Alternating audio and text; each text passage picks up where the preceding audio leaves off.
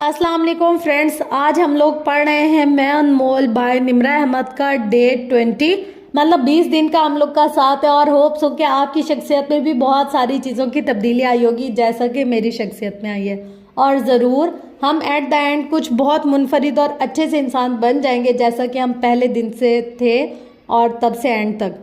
Hopes छोटी छोटी आदतें और चीज़ें अपना कर हम अपने आप को चेंज कर लेंगे। और कुछ चीज़ें ऐसी होती जो एकदम से चेंज नहीं होती, उन पर बहुत ज़्यादा मेहनत करनी होती है और स्टेप बाय स्टेप काम करना होता है। तो ज़रूरी नहीं है कि इन कुछ दिनों में ही हम इन सारी आदतों को अपना लें। हम आहिस्ता आहिस्ता से इन आदतों पर काम करेंगे और आहिस्ता आहिस्ता से इनको अपनी ज़िंदगी का हिस्सा बनाएंगे। तो चलें अब अपने आप को बेहतर बनाने के एक और दिन में अपना कदम रखते हैं और शुरू करते हैं जी 20वां दिन। Ready set go. मैंने पहली दफ़ा किसी से वो एक ख़ास लफ्ज़ कब सीखा था? इस वाक़ये के बाद जिसकी इब्तिदा एक गैर मुतवक्का फ़ोन कॉल से हुई थी। हाँ, वो तब पहली दफ़ा था जब मैंने 2 हरफ़ों पर मुबनी वो लफ्ज़ इस्तेमाल किया था। वो एक लफ्ज़ जिसने मुझे दुनिया जहान की बेसुकूनी अता करके सारे जहान का सुकून अता किया था। ये इन दिनों की बात है जब मैं नमल के इख्तितामी अबवाब लिख रही थी। साथ ही मैंने अपना नया बुक स्टोर शुरू किया था। इसको मैनेज करना, नमल का इख्तिताम लिखना और एक नया प्रोडक्ट जन्नत के पत्ते की डायरी बनाना, फिर इसकी राइटिंग और क्वालिटी कंट्रोल पर मेहनत करना। गर्ज इस वक्त मेरे सर से पैर तक के अंगूठे तक काम फंसे थे। मेरा बुक स्टोर का नया काम शुरू हुआ था और मुझसे अक्सर फैसले स्ट्रेस करवा रहा था। हमें मालूम ही नहीं होता और बाज़ फैसले हमारा जहन नहीं, हमारा स्ट्रेस हमसे करवा रहा होता है। ऐसे में एक दिन तसव्वुर करें मैं अपनी राइटिंग टेबल पर बैठी हूँ, मेरे सामने कागजात के पलंदे बिखरे पड़े हैं, मैं नमल लिख रही हूँ, लेकिन दरमियान में मुझे जन्नत के पत्ते फिर से पढ़नी पड़ रही है क्योंकि मैं इसकी डायरी बना रही हूँ। मेरा दिमाग एक किताब से दूसरी से वापसी तीसरी डायरी तक उलझा था जब मेरे फ़ोन की घंटी बजी। मेरी एक दोस्त की कॉल आ रही थी। उठा लूँ ना उठाऊँ, इतना काम पड़ा है। उफ, खैर मैंने कॉल उठा ली। चंद अल्फाज अभी कहे थे जब वो फ़ौरन मुद्दे पर आई। सुनो, वो तुम्हारे चचा, वो मुझसे मेरे इन चचा के बारे में पूछने लगी जो एक आला ओहदे पर फाइज थे और अक्सर लोग उनसे काम के लिए मुझे कॉल करते थे। हाँ बताओ, इनसे कोई काम है क्या? मैंने मेकानकी से अंदाज में पूछा। ये मेरे साथ बहुत दफ़ा होता है। गलती से भी आपका कोई रिश्तेदार दुनियावी लिहाज से किसी आला ओहदे पर फाइज हो जाए, सिफारिशों और कामों के फ़ोन कभी रुकते ही नहीं हैं। मैं अमूमन ऐसी कॉल्स के जवाब में कह दिया करती हूँ कि यार मेरे रिश्तेदार तो मेरी सुनते ही नहीं हैं, मेरी तो कोई औकात ही नहीं है, वगैरह वगैरह। अभी मैं ऐसा ही कुछ कहने वाली थी जब वो बोली, वारिस नसीर साहब तुम्हारे चचा से मिलना चाहते हैं। मुझे एक लम्हे के लिए लगा कि मैंने गलत सुना है। नहीं, शायद ये कोई और वारिस साहब होंगे। ये वो वारिस साहब नहीं हो सकते जिनको मैं जानती हूँ। मैं एकदम पूरी तरह अलर्ट हो गई। वारिस साहब? वो वाले? हाँ वही वारिस साहब। जब मैंने 2 दफ़ा कन्फर्मेशन मांगी तो वो हंस के बोली। मैं चंद लम्हे के लिए शौक में चली गई और फिर मेरा फ़ैन मोमेंट शुरू हुआ। मेरी आंखें खुशगवार हैरत से खुल गई। वारिस नसीर साहब, वाकई वाह। अब मैं आपको बताती हूँ कि वारिस साहब कौन थे। मैं इस किताब में लोगों के हकीकी नाम और प्रोफेशन नहीं बता सकती, बस ये समझ ले कि वारिस साहब अपनी फील्ड के एक नामवर, बहुत काबिल और बहुत मारूफ इंसान हैं। इनसे सिर्फ बात करना ही हम जैसे लोगों के लिए बहुत बड़ी सादत की बात होती है। सोशल मीडिया पर इनके फॉलोअर्स कई मिलियन हैं। वो एक सेलिब्रिटी थे। मैं एक ज़माने में इनसे मिलने के ख्वाब देखा करती थी। इनसे सिर्फ बात करना ही मुझे फ़ैन मूवमेंट में डाल देता था। कुछ इनसे किसी का काम होना। मेरी दोस्त कह रही थी, सुनो तुम देख लेना, अगर मुमकिन हो और तुम्हारे चचा के पास वक्त हो तो तुम ऐसा करना कि इनसे वारिस साहब की एक मुलाकात अरेंज करवा देना। यस ऑफ कोर्स, मैं तेज़ी से बोली। यस ऑफ कोर्स, मैं ये कर सकती हूँ, क्यों नहीं। मैं चंद लम्हे के लिए अपना सारा काम भूल भाल गई। मैं इस वक्त क्लाउड 9 पर थी। ओके, इनके ऑफिस में से कोई तुमसे राब्ता कर लेगा, तुम प्लीज़ मुलाकात अरेंज करवा देना। वारिस साहब के पास एक बहुत अच्छा आइडिया है जिसे वो तुम्हारे चचा के साथ डिस्कस करना चाहते हैं। Sure why not. मैंने कहा कि मेरा नंबर इनके स्टाफ को दे देना। मैं जानती थी कि मेरी तो शायद वारिस साहब से बात भी ना हो सके, लेकिन मैं इनके किसी काम आऊँ मेरे लिए ये एजाज़ की बात थी। मैं ना बहुत जल्द लोगों से इम्प्रेस्ड होती हूँ ना इनके रोब में आती हूँ, मगर कुछ लोग हैं जो वाकई इतने आला वारफा हैं कि मैं खुद को फ़ख्र से इनका फ़ैन कहती हूँ। वारिस साहब भी ऐसे इंसान थे। 1-2 दिन खामोशी से गुजर गए। फिर एक रात सोने से पहले अपने काम निपटा रही थी जब मेरा फ़ोन बजा। गैर शनासा नंबर था।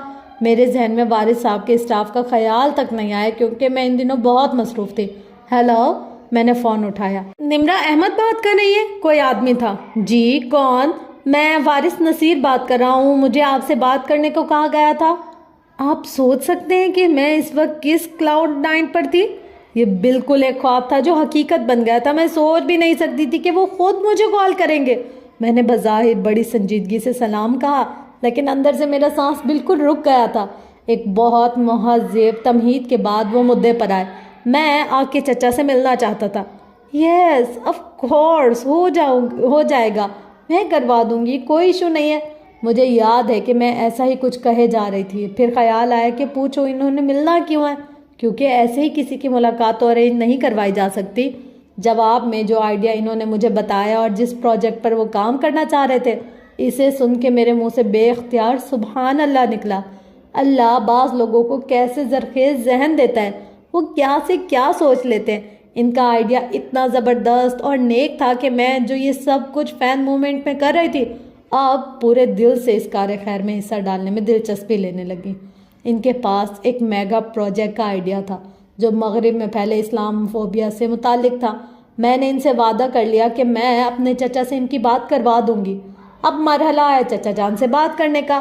وہ وارث صاحب کو نہیں جانتے تھے، میں نے تعارف کروایا، اچھی طرح بریف کیا وہ کون ہے، ان کی کریڈٹ پر کتنے بڑے کام اور کتنی کتابیں ہیں۔ میرے چچا کافی امپریسڈ ہوئے۔ پھر میں نے ان سے کہا کہ وہ ایک دفعہ وارث صاحب سے مل لیں اور ان کا آئیڈیا سن لیں۔ چچا نے مجھ سے پوچھا کہ آئیڈیا ہے کیا؟ میں خود بتا دیتی، لیکن میرے الفاظ میں وہ تاثیر نہ تھی جو وارث صاحب کے الفاظ میں ہونی تھی۔ میں نے کہا کہ وہ خود اپنا آئیڈیا ڈسکس کریں گے۔ چچا نے مجھ سے وعدہ کیا کہ وہ وارث صاحب سے ضرور ملیں گے۔ اس ملاقات کو ممکن بنانے میں مجھے 2 ہفتے لگے۔ یہ میرے کام کے لحاظ سے اہم ترین 2 ہفتے تھے۔ میں ہر چیز کو ایک ساتھ اختتامی مراحل میں لے کر جا رہی تھی۔ میرے کام کرنے کے بھی مخصوص اوقات اور مخصوص موڈ ہوتے ہیں۔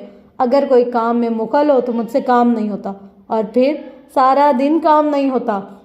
اب یہ ہونے لگا کہ ادھر میں کام کے لیے بیٹھتی، ادھر وارث صاحب کی سیکرٹری کا فون آ جاتا کہ ملاقات کا کیا بنا، کون سا دن سوٹ کرتا ہے۔ میں ساتھ ساتھ یہ معاملات بھی کوارڈینیٹ کر رہی تھی۔ کبھی کبھی میرے چچا بھی درمیان میں ٹائم دے کر ٹائم نہ دے پاتے۔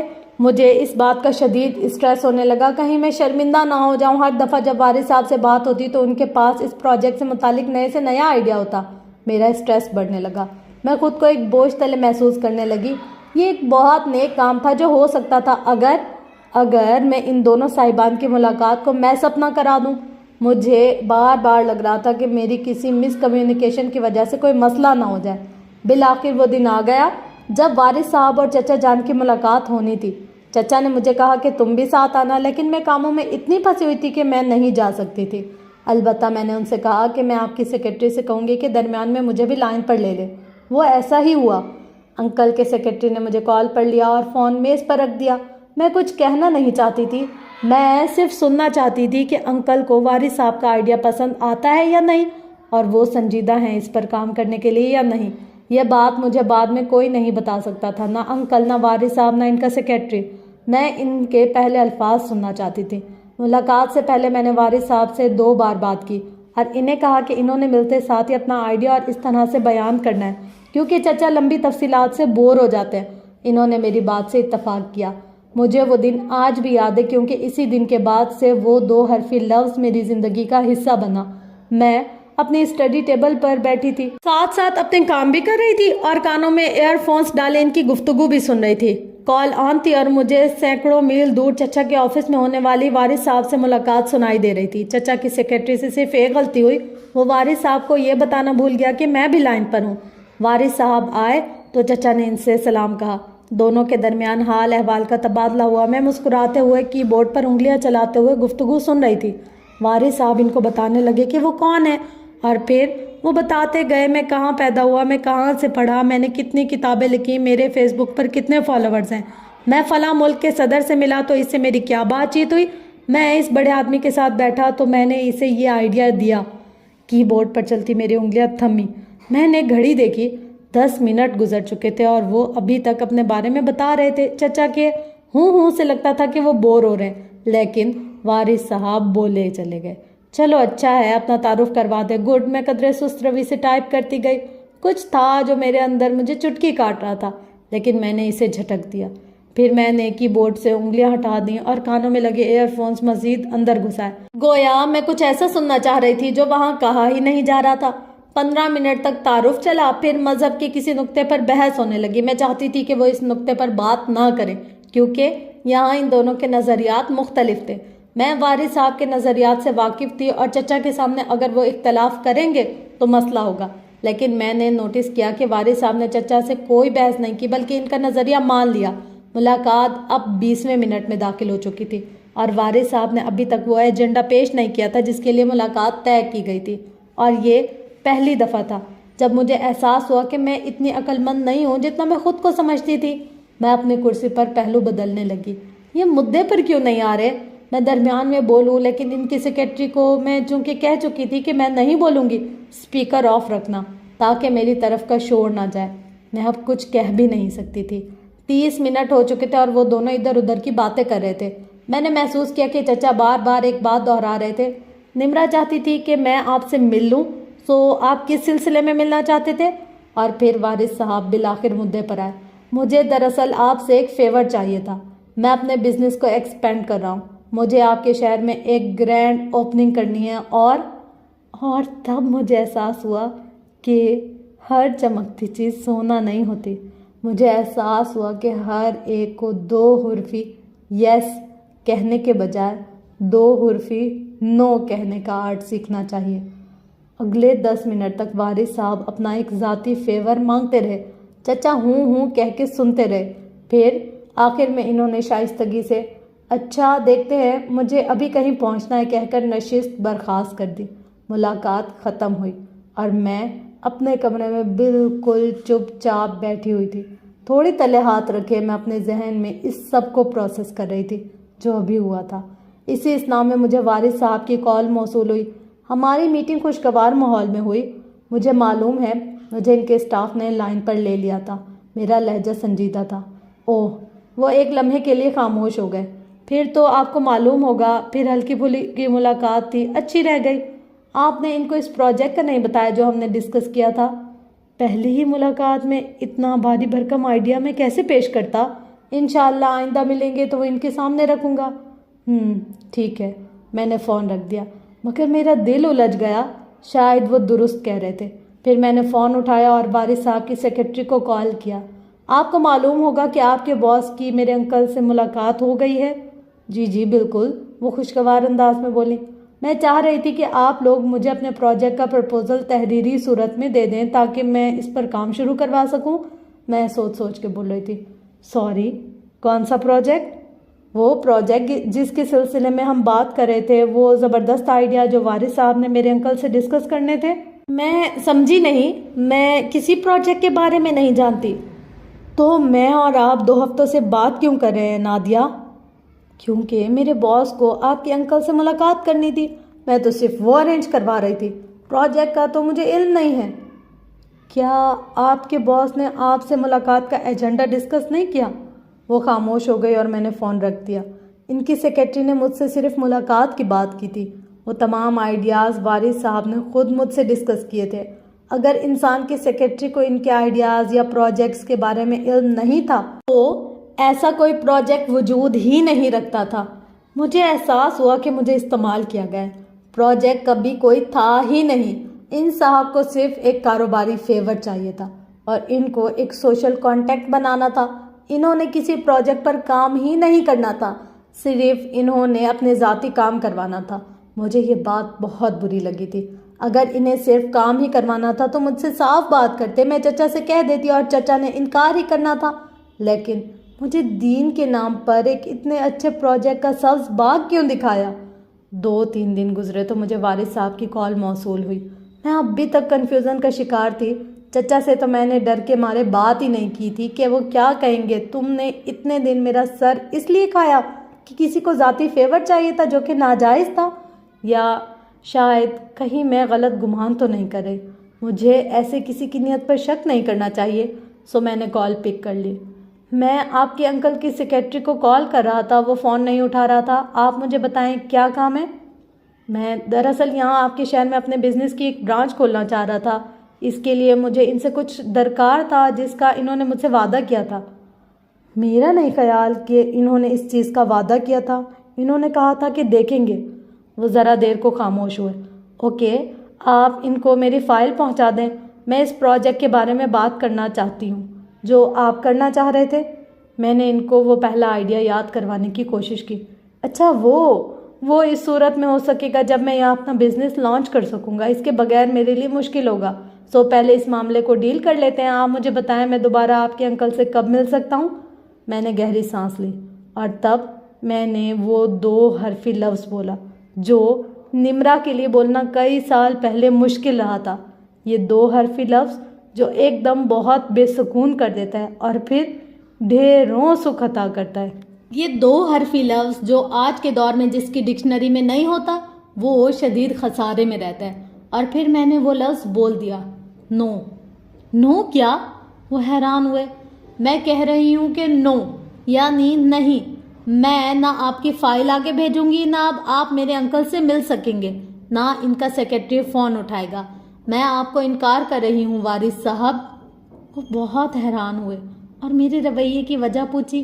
میں نے انہیں وجہ بتا دی۔ انہوں نے مجھے ایک بات کہی اور وہاں جا کے دوسری بات کہی۔ انہوں نے مجھے استعمال کیا اپنے ذاتی مقاصد کے لیے۔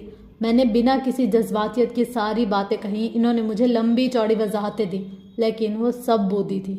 ہماری گفتگو پروفیشنل طریقے سے ختم ہو گئی۔ میں نے ان کو انسٹاگرام تک سے انفالو کر دیا اور اس کے بعد میں نے ان کا فون کبھی نہیں اٹھایا۔ اس دن میں نے سیکھا تھا نہ کہنا اور میں نے یہ گفتگو آسانی سے نہیں کر لی تھی۔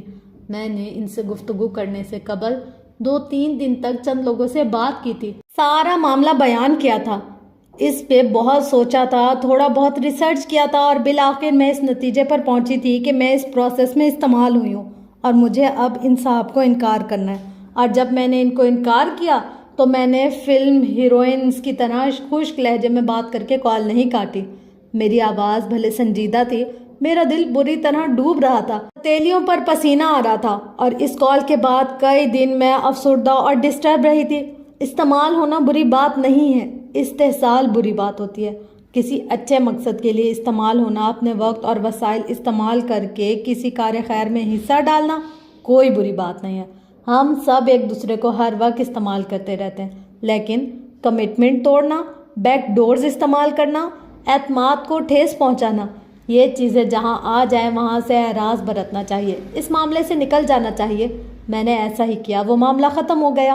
لیکن اس ایک واقعے نے میرے اوپر ایک انسان کی شخصیت کا وہ پہلو کھول دیا جس سے میں پہلے ناواقف تھی، اور یہ پہلو میرے لیے بہت ہی پریشان کن تھا۔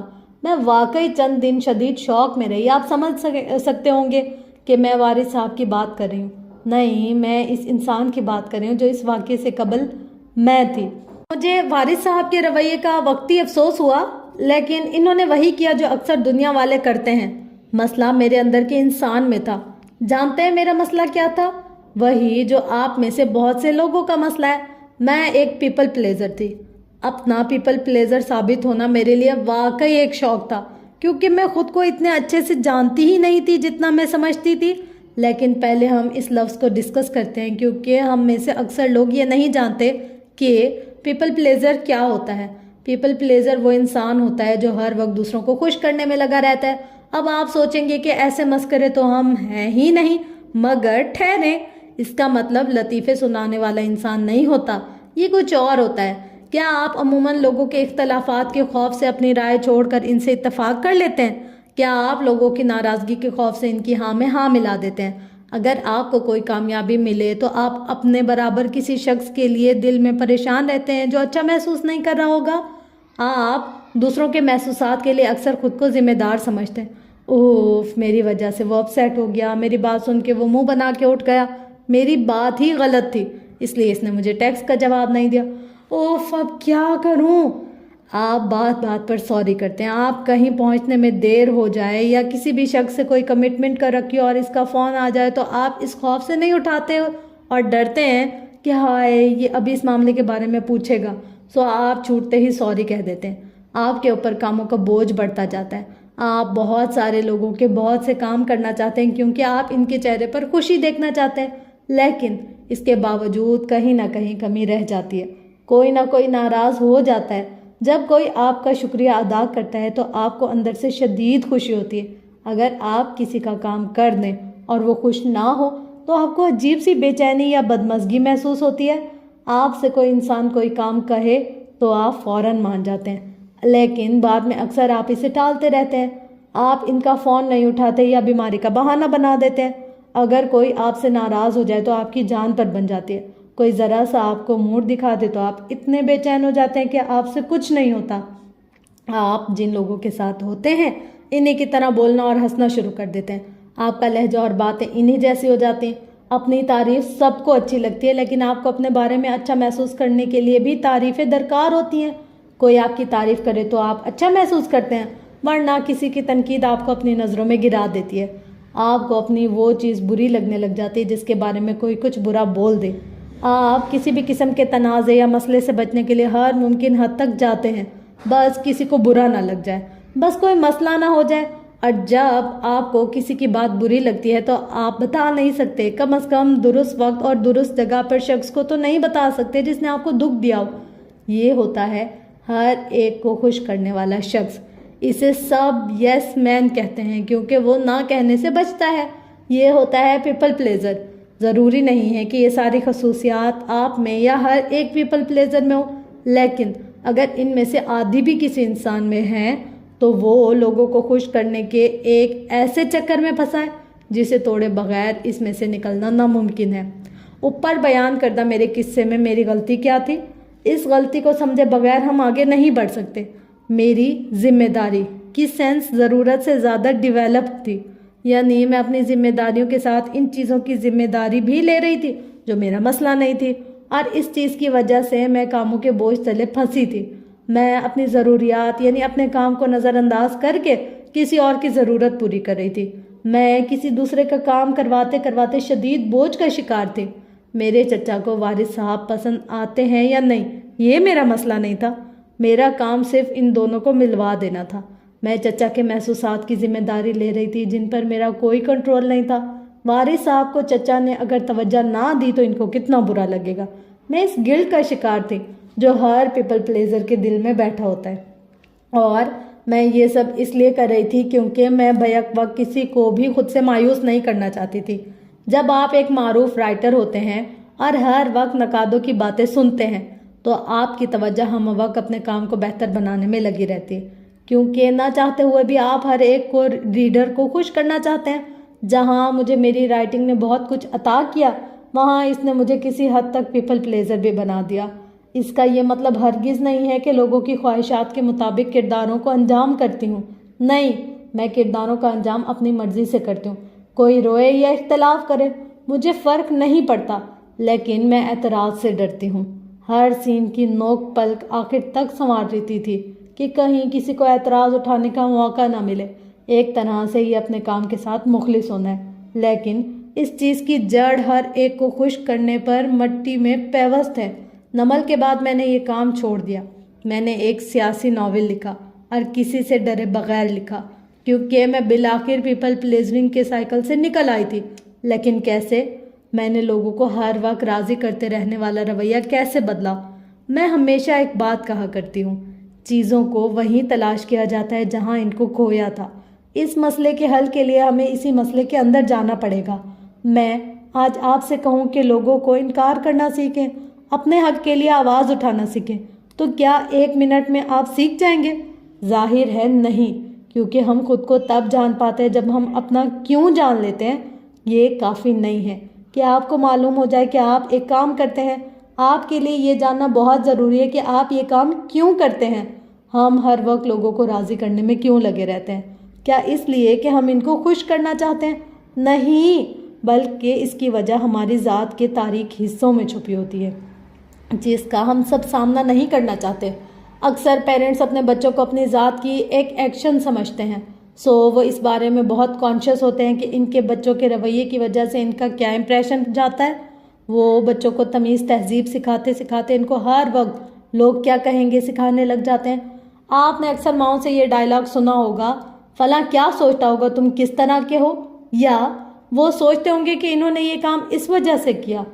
ایسا بچہ بچپن سے ہی بظاہر بہت ذمہ دار ہو جاتا ہے، خود کو ہر وقت پرفیکٹ رکھنے کی کوشش کرتا ہے، لیکن جیسے جیسے وہ بڑا ہوتا ہے اس کا ذہن اپنے آپ کو لوگوں کی رائے کے مطابق دیکھتا ہے، وہ اپنے رویے کو ہر وقت درست رکھتا ہے، لوگوں سے اختلافات سے احتراز برتتا ہے، کسی کا کہا فوراً ماننے کو تیار ہو جاتا ہے، اور اگر وہ کسی کام آ سکے تو وہ بہت خوش ہوتا ہے۔ کیونکہ ایسے انسان کو لگتا ہے کہ وہ دوسروں کے اپنے بارے میں رائے کو کنٹرول کر رہا ہے، اور جب وہ ایسا نہیں کر سکتا، یعنی اس کی کسی بات سے کسی کا موڈ خراب ہو جاتا ہے، تو وہ اندر سے بہت برا محسوس کرتا ہے۔ دوسروں کی باتوں سے اس کا موڈ شدید بجھ جاتا ہے، کیونکہ وہ اتنی محنت کے باوجود اس کی رائے کو کنٹرول نہیں کر سکا۔ پیپل پلیزرنگ کے رویے کی ایک بڑی وجہ بھی کم عمری میں جنم لیتی ہے۔ ماں باپ، بہن بھائی یا لائف پارٹنر اگر یہ بنیادی طور پر خود منفی اور تنقیدی ذہن کے مالک ہو اور ہر وقت روک ٹوک اور تنقید کرتے ہو یا اپنی بات نہ مانے جانے پر بہت غصہ کرتے ہو، تو ایسے شخص کو وہ تعریف اور قدردانی نہیں ملتی جو ہر انسان کا حق ہے۔ اگر انسان کی شخصیت کوئی پودا ہو تو قدردانی اس کا سورج ہوتا ہے، حوصلہ افزائی پانی ہوتی ہے اور تعریف کھاد ہوتی ہے۔ انسان کو جہاں یہ ملیں گی وہ بے قراری سے اسی طرف کا رخ کر لے گا جیسے پودے روشنی کی طرف خود کو موڑ لیتے ہیں۔ جب انسان کو اپنے قریبی لوگوں سے قدردانی نہیں ملتی اور باہر اسے قدردان لوگ نہیں ملتے تو وہ انہی قریبی لوگوں کا اپروول لینے کی کوشش میں لگ جاتا ہے۔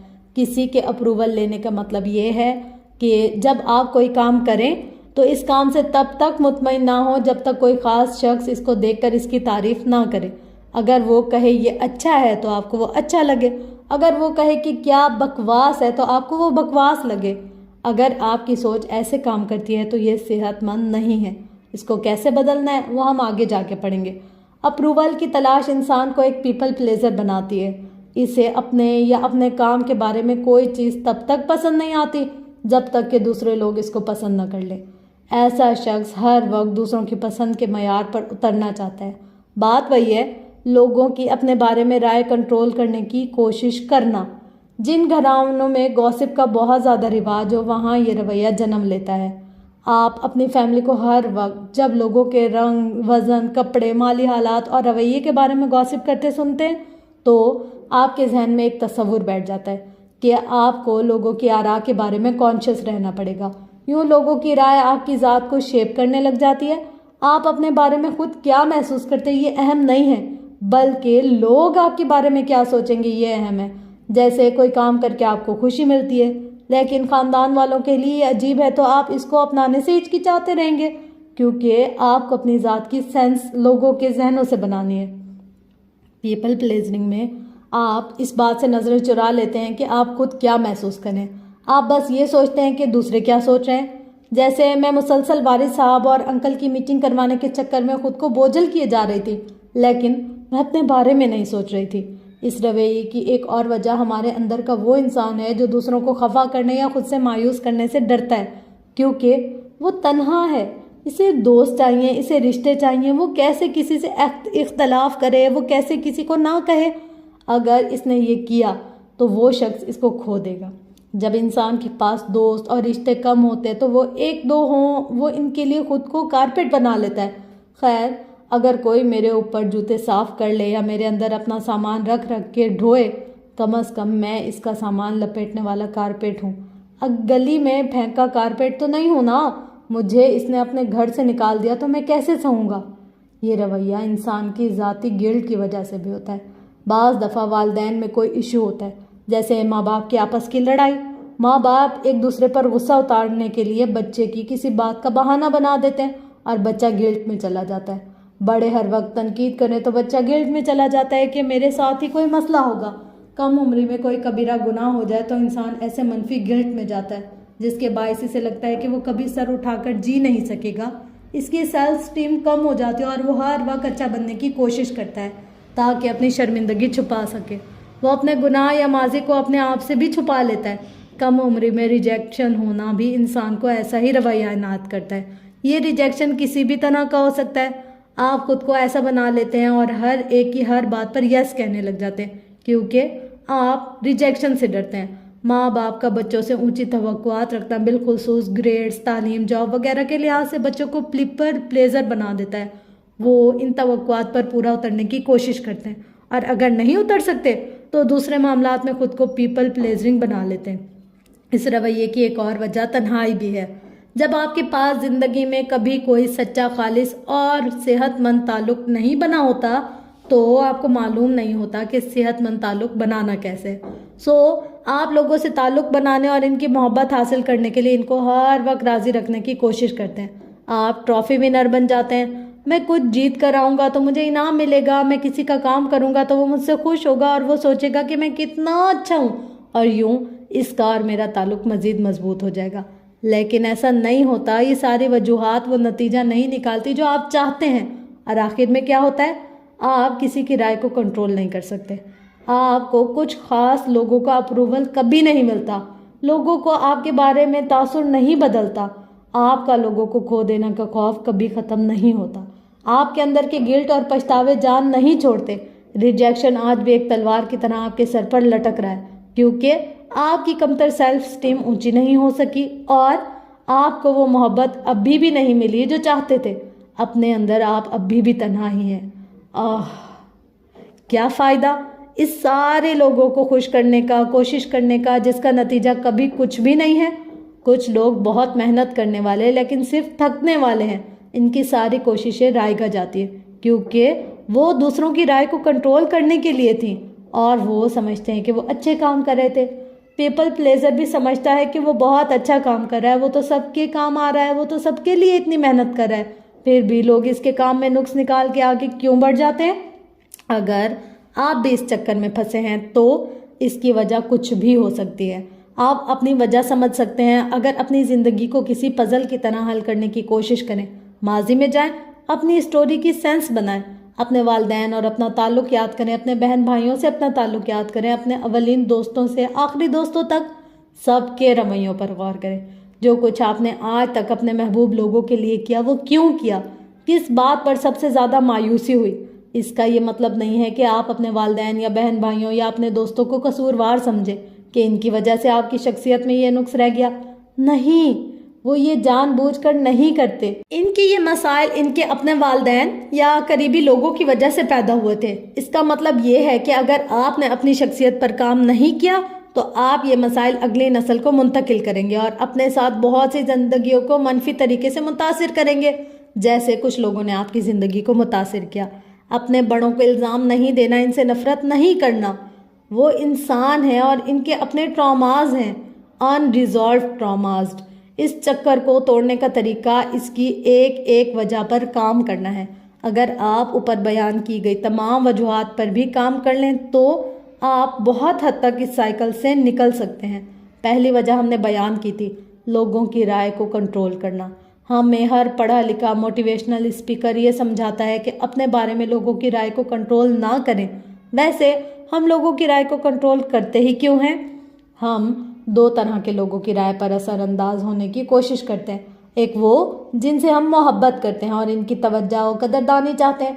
दूसरे वो जो हमें माजी में नापसंद करते थे या हम पे बेजा तनकीद करते रहे हैं। हम इनकी राय को एक ही शय के लिए कंट्रोल करना चाहते हैं, इनकी मोहब्बत और तवज्जो पाने के लिए। वो हमें जो समझते हैं इससे बेहतर समझे, इनकी नज़र में हमारा इमेज बेहतर हो जाए, इतना कि वो हमसे मोहब्बत करें, वो हमारी शुक्रगुजार हों। हमारे अंदर एक तरसा हुआ छोटा सा बच्चा है जो मोहब्बत और तवज्जो के पीछे लपकता है।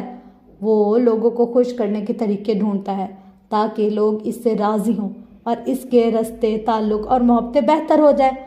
हम ये बेजा फेवर्स देना, अपनी औकात से ज़्यादा तहाइफ देना, अपनी ज़रूरियात की परवाह किए बग़ैर दूसरों के लिए जान लगा देना, इसके चेहरे पर अपने लिए कदरदानी का तासुर देखने के लिए करते हैं।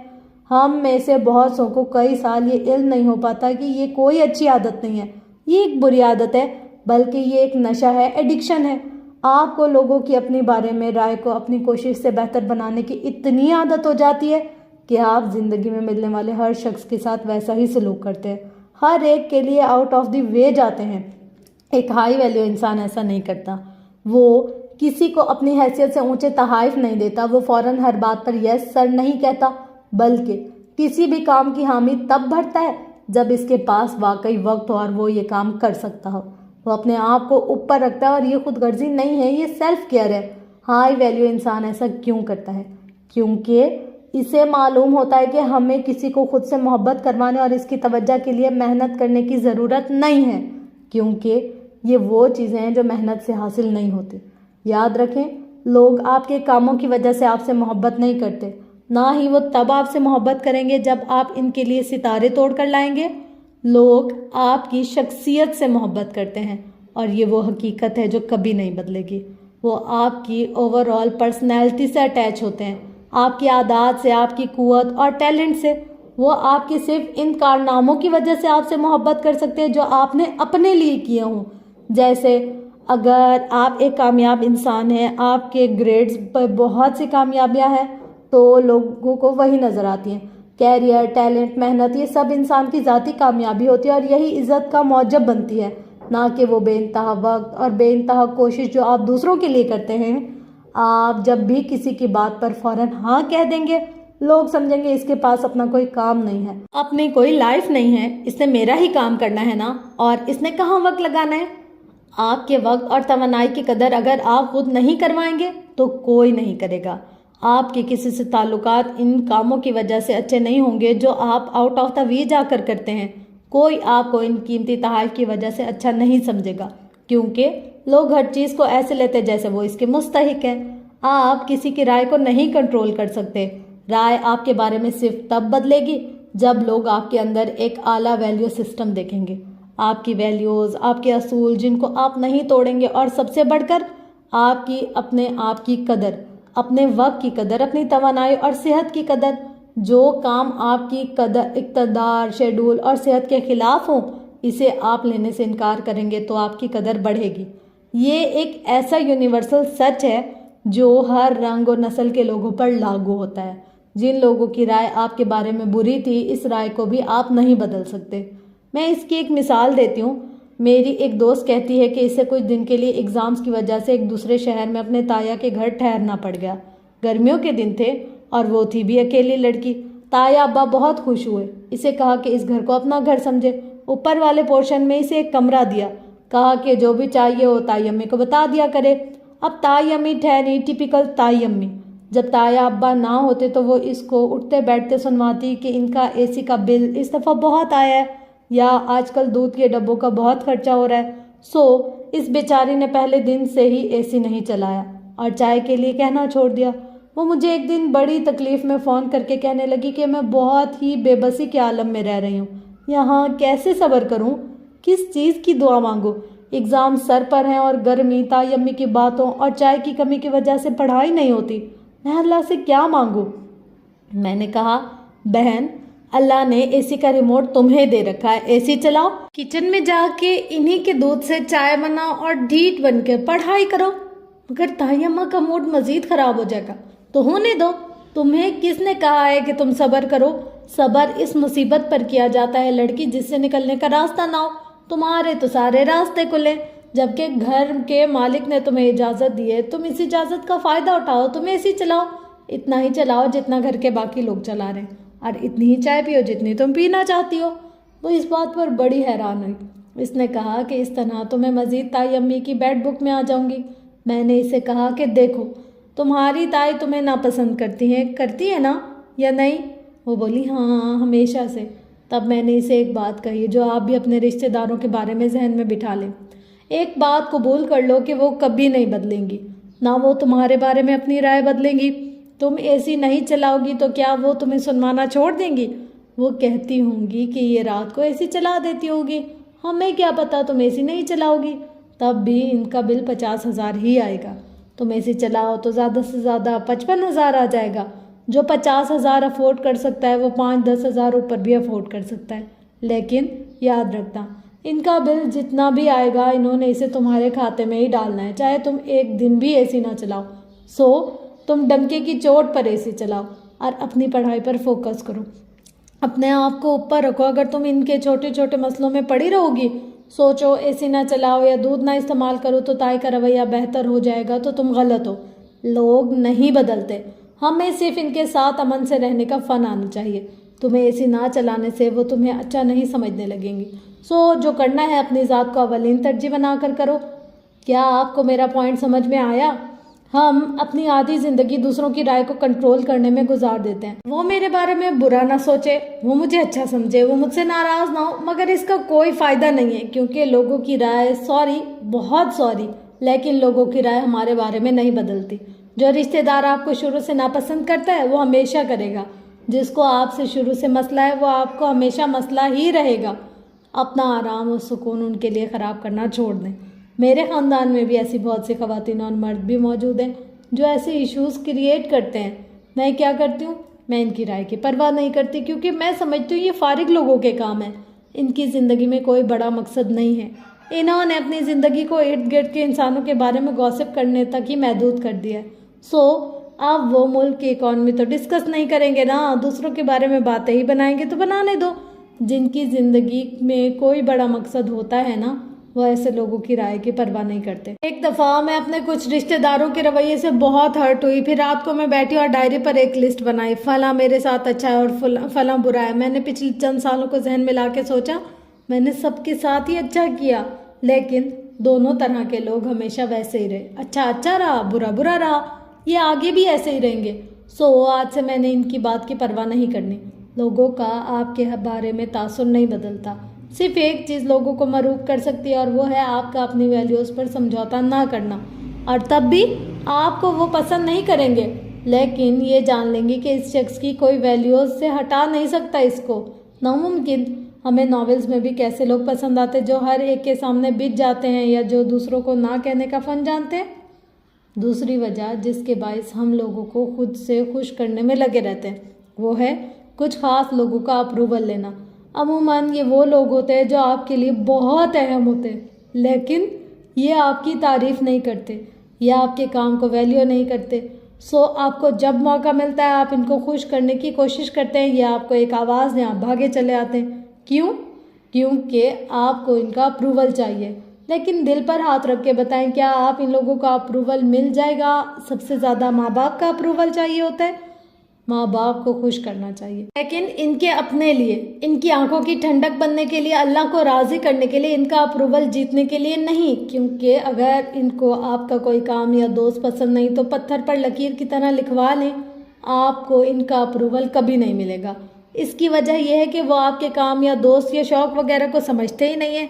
اگر دین و دنیا کے لحاظ سے آپ کا یہ شوق اچھا ہے تو ماں باپ تعریف نہیں کرتے، تو ایک بات ذہن میں بٹھا لیں کہ وہ اس کو کبھی نہیں سمجھیں گے۔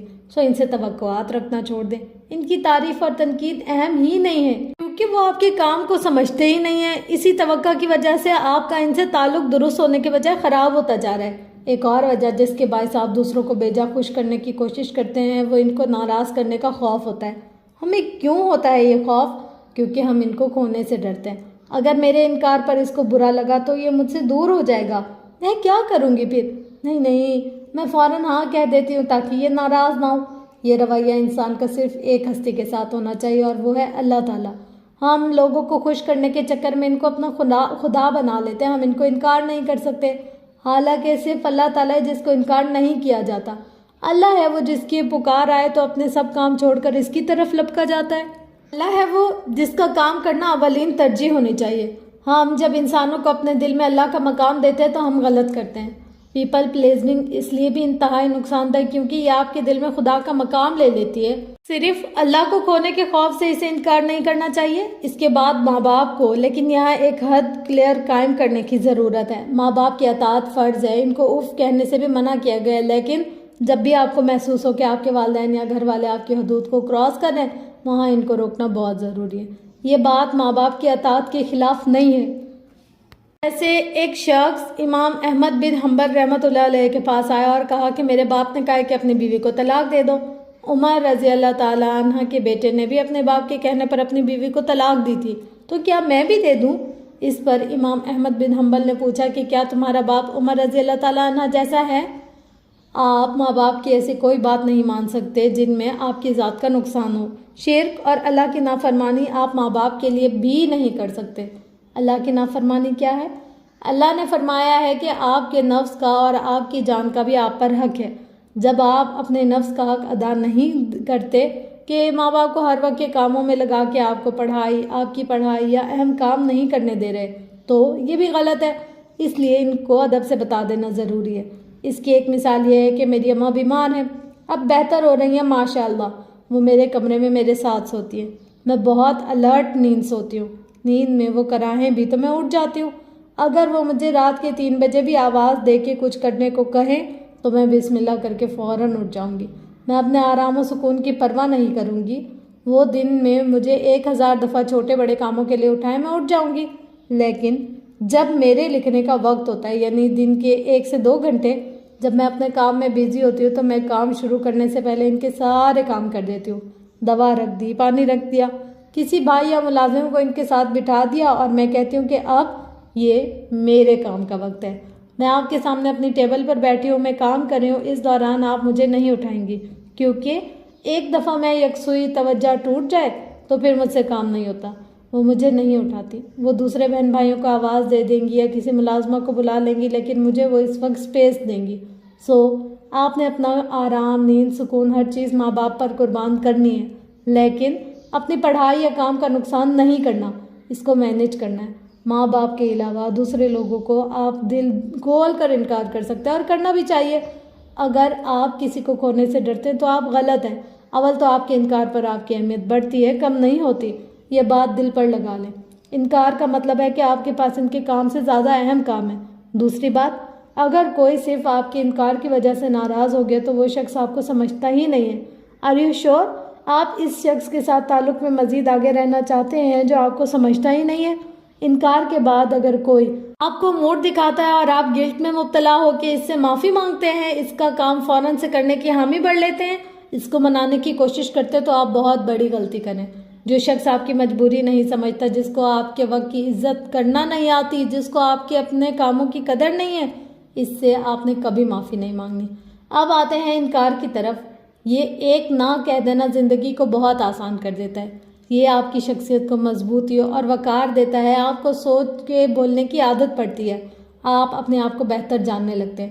مگر انکار کرنے کا طریقہ کیا ہونا چاہیے؟ سوری، میرے پاس وقت نہیں ہے نا، میں فارغ ہوں۔ یہ طریقہ غلط ہے۔ سب سے پہلے اس میں سے سوری کو نکالیں۔ آپ کو اپنے وقت کو اہمیت دینے پر کسی سے معذرت کرنے کی ضرورت نہیں ہے۔ بات بات پر سوری کہنے والوں کی کوئی عزت نہیں ہوتی۔ آپ کیوں شرمندہ ہیں بھائی؟ آپ نے سوچا کیا میں یہ کام کر سکتی ہوں، لیکن آپ کے پاس نہ وقت تھا نہ فرصت، سو آپ نے انکار کر دیا۔ اس میں شرمندگی اور گلٹ والی کوئی بات نہیں ہے۔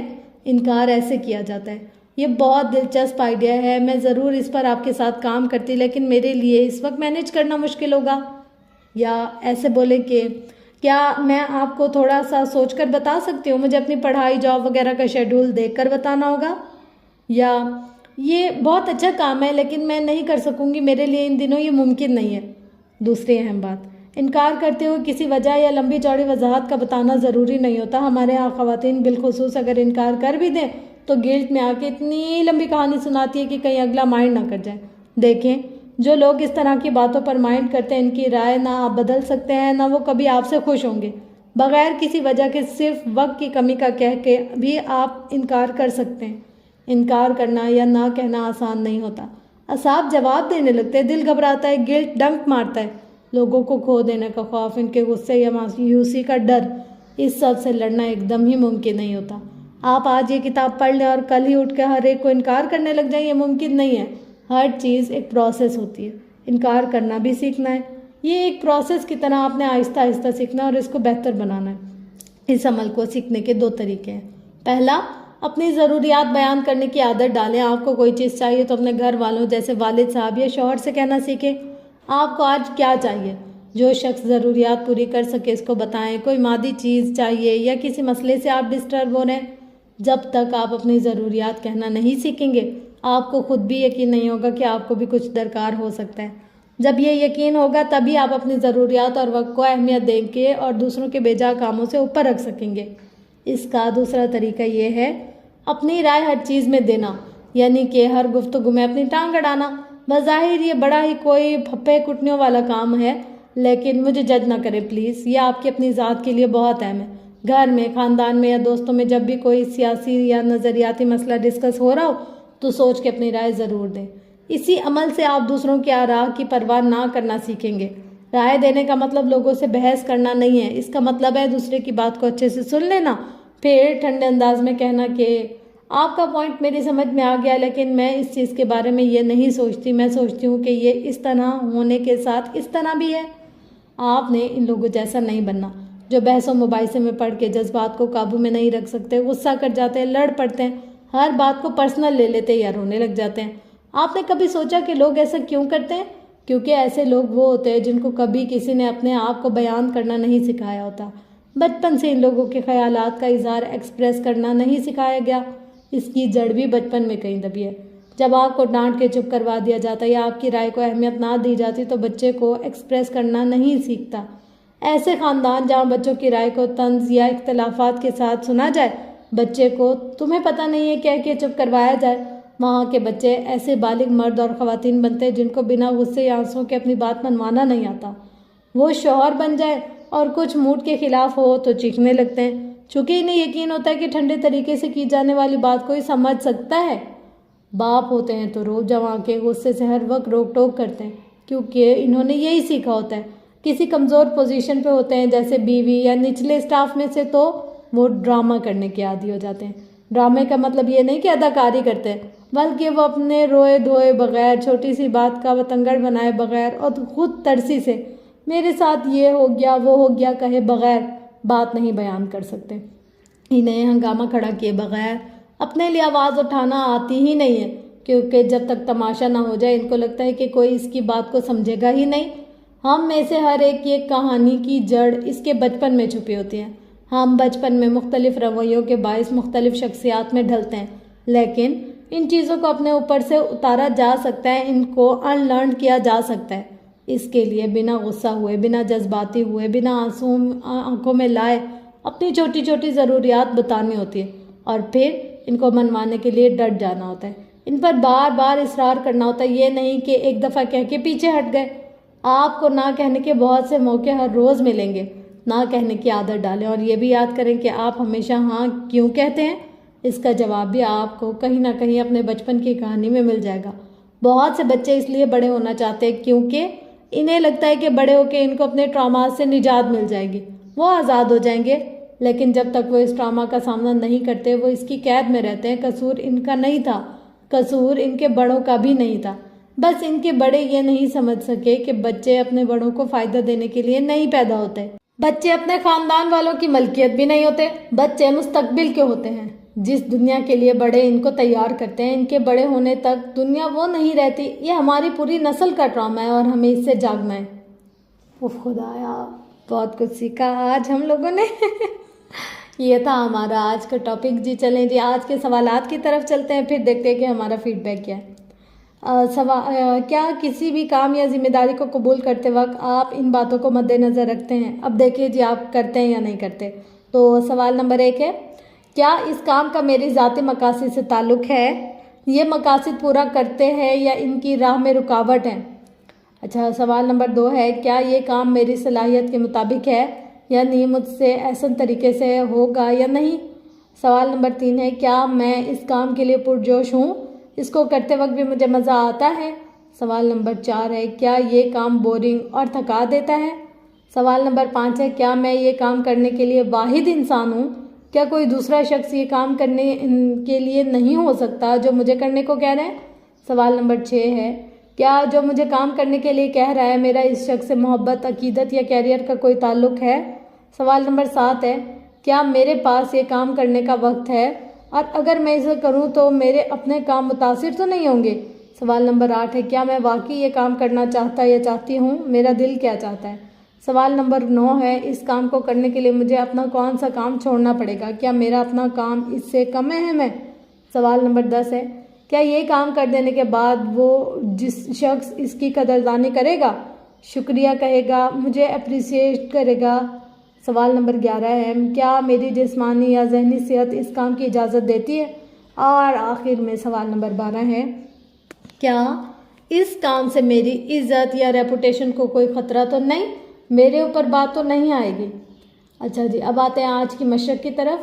کسی ذمہ داری کو قبول کرنے سے پہلے ان سوالوں کو ذہن میں رکھیں. شروع میں آپ کو یہ فہرست چند ایک دفعہ دیکھنی پڑے گی، پھر آپ کو یہ زبانی یاد ہو جائے گی. کسی بھی ذمہ داری کو فوراً جی اچھا کہہ کر قبول کرنے کے بجائے سوچنے کا وقت مانگے.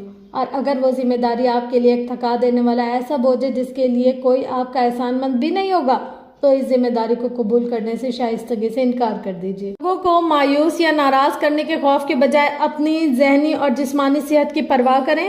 نہ کہنے کا فن سیکھے بغیر کوئی شخص مضبوط انسان نہیں بن سکتا، کیونکہ ہاں تو سبھی کہہ دیتے ہیں۔ تو جی یہ تھا آج کا ہمارا ٹاپک۔ ہوپس ہو کہ آپ کو بہت اچھا لگا ہوگا اور کافی کچھ سیکھنے کو ملا ہوگا۔ انشاءاللہ ملتے ہیں کل کے ٹاپک میں، اور تب تک اپنا گرد و نواح اہل و عیال کا بہت زیادہ خیال رکھیے گا اور مجھے دعاؤں میں بہت زیادہ یاد رکھیے گا۔ لو یو آل، اللہ حافظ۔